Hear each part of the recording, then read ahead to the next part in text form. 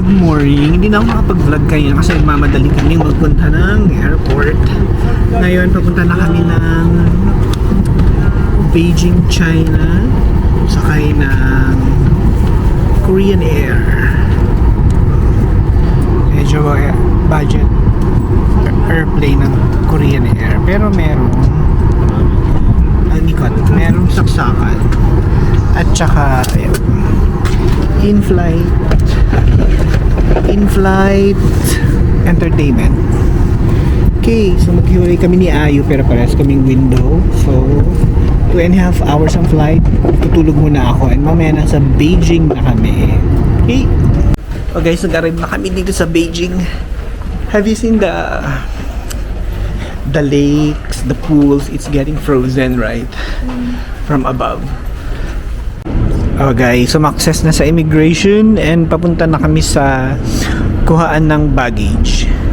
Andito na kami sa Beijing City Center. So from Beijing International Airport or PEC Terminal 2, actually kahit yung Terminal 3, meron naman silang Capital Airport Express. So yun yung subway or train going to City Center. So kami dito ay bumaba sa Beijing Xiao, yung pinakadulo, dahil dito malapit yung aming hotel.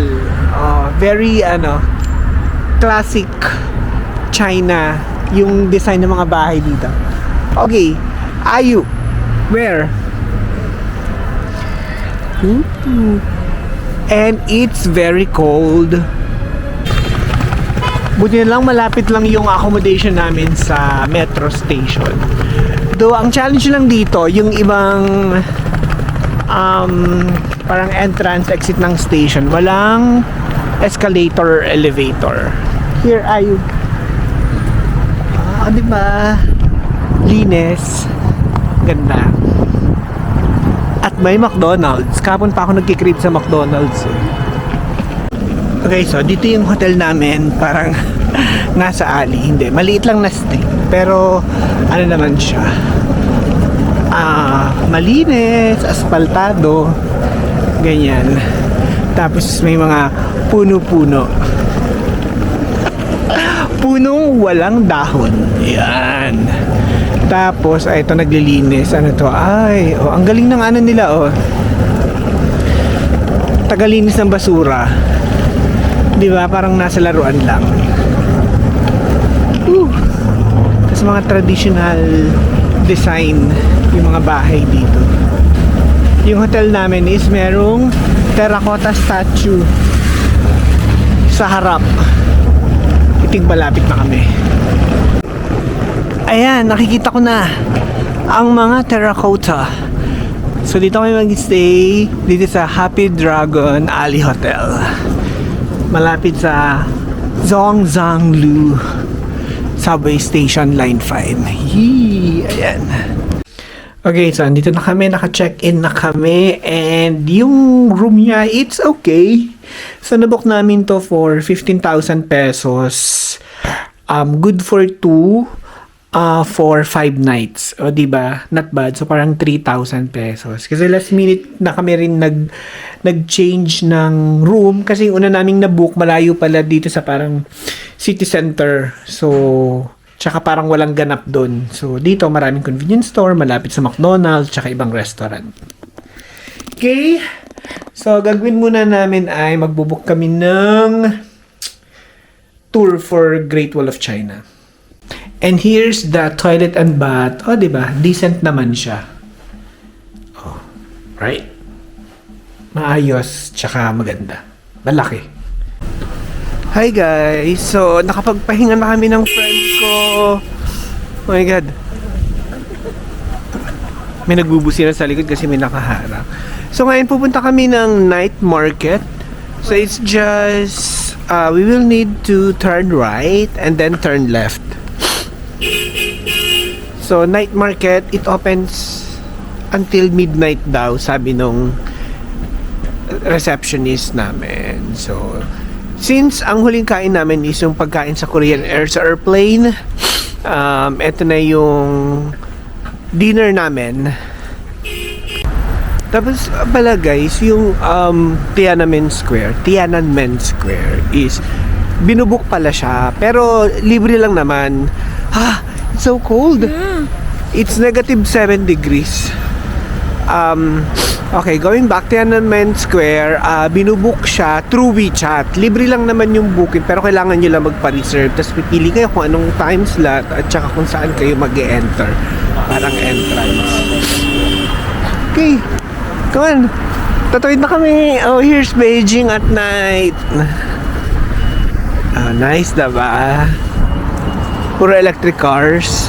Ayan, Let's go. Guys, nandito na kami sa South Luogu Alley kung saan merong night market. Okay, pasok na tayo. Let's go. Oh guys, ito na. Maliwanag dito sa alley na to. So binibit-bitan ako ni Kuya naka-electric bike. Okay, Ayu, let's explore.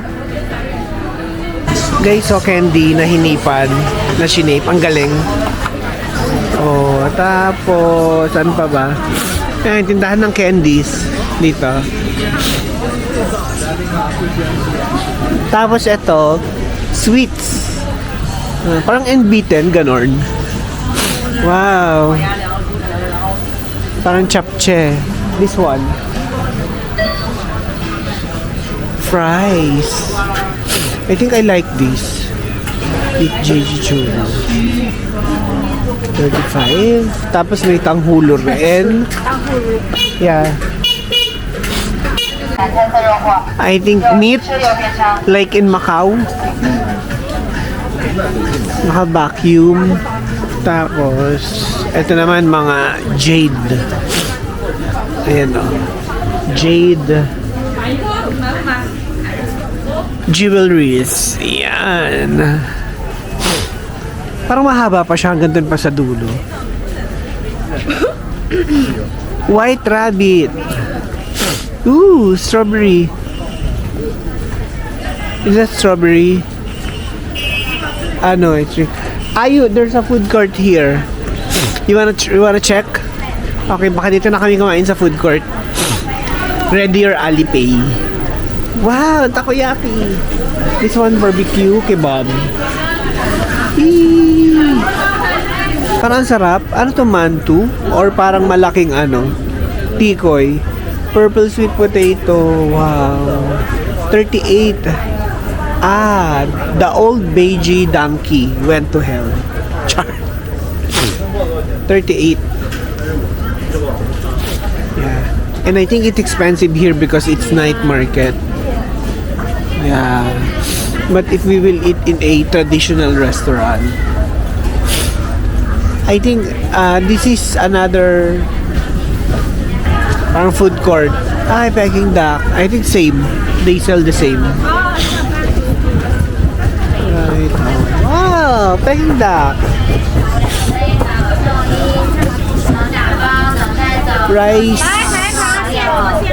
Rice emerald. Ito, bread barbecue. Sa kabila. Parang para-para sila ng tinda. Grabe guys, sobrang lamig na. Hindi na kinakain ng powers.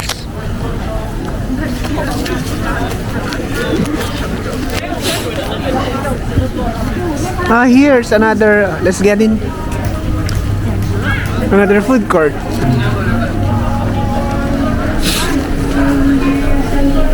Babi guling. Ayu, babi guling. Parang same din. May hinahanap ako yung parang fried siopaw. Nice. Okay, so lang in-order ko. Signature braised pork. Parang in-order ko to sa Taiwan dati. Masarap siya. Ayun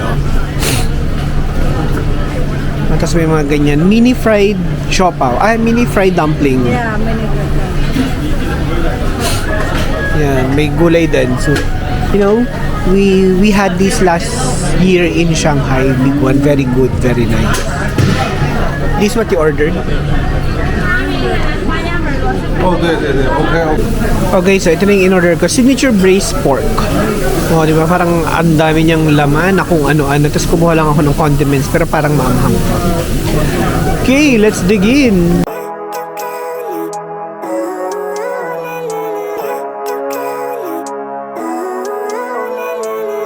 Living life, everyday, late at night, not okay. Tapos na kami kumain ni Ayu, so maglalakad-lakad na lang kami dito. Tsaka baka kung ano pa yung mabili namin. Pampasalo, Ayu will go shopping. Right?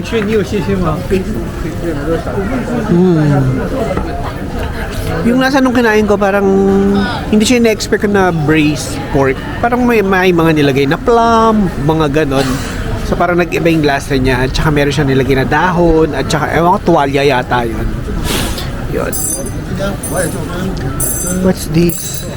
40 yuans. Like, ear! Ear! Guys, so ear cleaning. Oh, I wanna try. Grabe guys, sobrang lamig. Sobrang lamig, humahangin pa. Kaya lalo nagpapalamig. Ayan balot na ang person. Mukha na tayong di ba? Uod. Ganyan. Good morning guys! O, di ba ang araw ngayon sa Beijing. And papunta kami ng friend ko ni Ayu sa Tiananmen Square. Southgate ang entrance namin. Pag pupunta ng Tiananmen Square, kailangan mag-register in advance. Meron sa WeChat, yung parang Tiananmen Square reservation sa WeChat. Kung wala kayong WeChat, katulad ng sa friend ko kay Ayu, yung accommodation namin yung nag-book para sa kanya. Okay, Ayu, where to go? What station? Okay, dito sa Beijing Metro, kapag bibili ng ticket, select nyo lang yung quantity dito sa left, tapos kung anong line. Since papunta kami ng Tiananmen Square, dito kami sa Tiananmen Dong, bababa, and then next. And then, select nyo na lang kung paano kayo magbabayad. Usually, Alipay ang ginagamit dito sa scan code. Tapos, click nyo lang yung scan dun sa Alipay and then, yun na, magpo-proceed na siya. Diba? Ganun lang kadali. Guys, andito na kami sa Tiananmen Square. Medyo nakakalito kasi ang daming tao kung saan yung entrance mo. Kasi dun ka mag-enter kung saan ka nagpa-reserve sa WeChat or dun sa reservation ng Tiananmen. So since 11 o'clock pa lang and ang entrance namin is or yung appointment namin is 12, pipicture muna kami doon sa may picture ni sino ba yon? Mao Zedong. Hindi kilala. Eto guys, pipila na kami since it's past 11, so baka pagdating naman namin doon ay alas 12 na. So medyo mahaba ang pilahan din. O, di ba? And mahaba rin ang ikutan. Okay. Let's go, Ayu. We can do this. Are you hungry? Not hungry, but it's cold, very cold. Very cold. Oh, it's -6 degrees. Haba ng pila, sabi dito. Please show your appointment record. So, yeah. Ganyan karami ang pumunta ng Tiananmen Square. Oh guys, nakalagpas na kami sa security. Sobrang higpit na security nila dito. So kahit yung ilang layer ng damit mo, inaangat-angat nila tapos ini-scan. Ngayon, yung alcohol ko na nasa maliit na lalagyanan ay kinonfiscate nila. Bawal daw yun. Kasi parang nasa siya lagayan na clear. Yung usually natin, mga pinaglalagyan, yung binibili natin sa mga Miniso, di ba? Kasi nagsinalin ko lang siya para pwede ko siyang i-hand carry. So since wala siyang label, I think hindi nila ma-identify kung ano yun. Kinonfiscate nila kahit sinabi ko ng alcohol yun or hand sanitizer. So ganun. But anyway, nandito na kami sa Tiananmen Square and pag-picture na lang siguro muna kami dito. Okay, so tumawid na kami and malapit na kami dito sa entrance nitong Tiananmen Square. Okay, so ito malaki yung complex ng Tiananmen Square. Meron doon, tapos meron dito yung gate, yung may picture ni Mao Zedong. So dito kami papasok sa loob. Whew! Sobrang lamig na. As in, hindi ko na nararamdaman yung ilong ko kung tumutulo na ba yung sipon at saka yung sa leeg. So naglagay na ako ng scarf. Ayan, oh guys, papasok na kami dito sa gate ng Tiananmen Square. Ayan. Here. Wow, Ayu! So which one is better? The Gyeongbokcheon Palace or this one? Wow, guys, oh, ang ganda dito sa loob. Diba?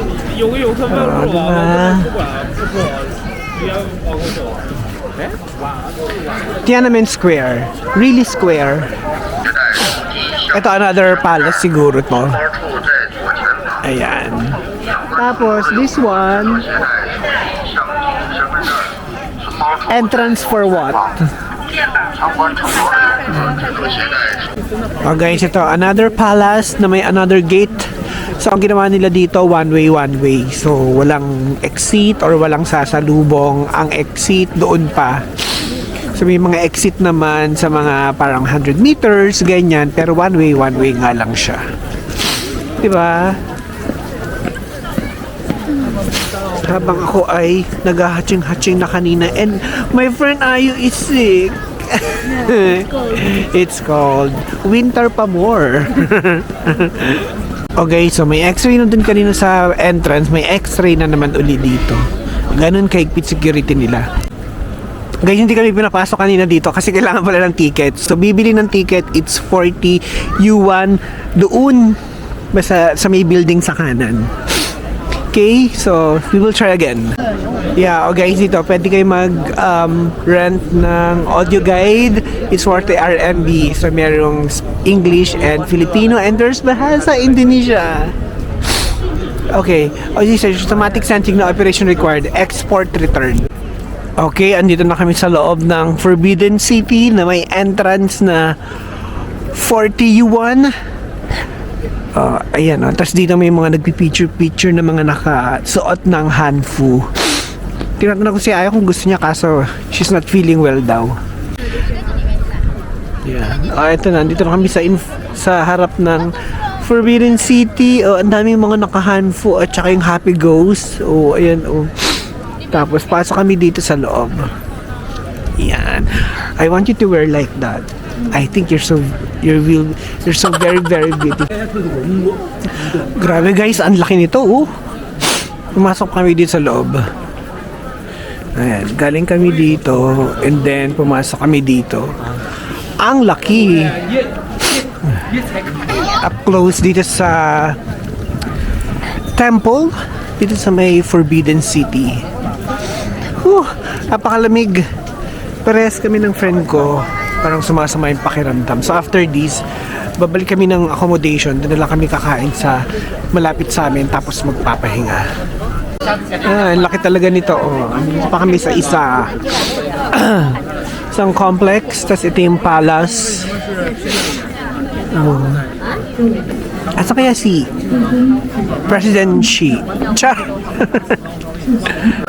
Finally, nasa exit na rin kami guys. Grabe. Dulo to dulo. So, yun. Walang exit, I think, sa gitna ng Forbidden City. Nandito talaga siya sa may dulo siya sa labas. Guys, Chinese sausage.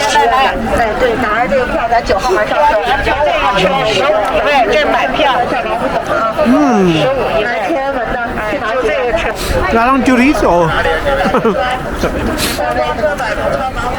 Papunta na kami sa subway station, Dongxi Station, Line 5. Yung Line 5 na yun is diretso na yun sa accommodation namin, yung Zhangzi Zuli subway station. Sobrang lamig. Grabe. Ayan hatching ako ng hatching kanina. Guys, nakabalik na kami dito sa sa subway sa Zhongxing Zoli. Tapos ang daming mga bata dito. Hindi ko alam kung bakit. Baka ano to, dinrap ng tour nila. Kukulit. Okay, siguro papahinga kami ng onte and then kakain kami after. Tapos, magpapahinga na lang uli kami ng maaga kasi maaga yung tour namin bukas going to the Great Wall of China. Okay. Not holiday, yeah. It's not holiday here. Kaya pala maraming bata doon kanina kasi school pala tong katabi ng station. Which is katapat lang din nung sa accommodation namin. Ayan, nakabalik pa kami guys. Ay, ramdam namin na mabubuhay uli kami. Diyos ko, sobrang lamig. Hey guys, so nakapagpahinga na kami ngayon. Kain muna kami ng dumplings. It's already 9 o'clock. Hopefully bukas pa yung restaurant. The best dumplings daw sa recommended ng hotel namin. Ayun, malapit lang yung kainan ng yung dumplings restaurant. Xiao Launman Restaurant. Oo, dito lang yan pagkaliwa namin. Okay, sa tagpuan na namin itong Xiao Launman Restaurant. Dito lang siya sa kanto ng walang nakalagay na street pero parang alley. So ayan, pasok na kami para makakain na kami.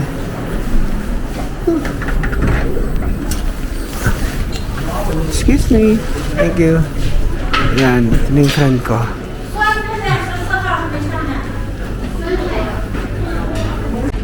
Guys, ito na yung order ko. It's pan-fried dumplings. Kay Ayo is steamed dumpling. I ordered rice with pork. So, para busog-lusog tayo ngayon.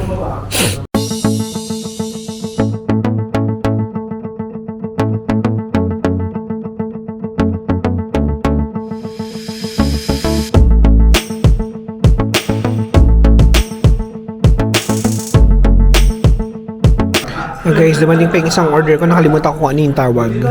Pero ayan, noodles with parang pork yata, ganyan, in sauce. Ayan. So ito na yung order ko. Ano nga siya? Braised pork in rice noodles. Ayan. At saka itong pan-fried dumplings. Okay guys, tapos na kaming kumain and I am so full. Push. Push pala. Full lang ginagawa. Okay? So now, pupunta kami ng 7-Eleven. Bibili kami ng kahit tinapay lang para at least meron kami makakain sa bus papunta ng Great Wall of China. Okay? Kasi hindi na kami makakapag-breakfast. Alis kami ng 7 o'clock dito. 7 o'clock siniserve ang breakfast. Okay, let's go to 7-Eleven. Ayo!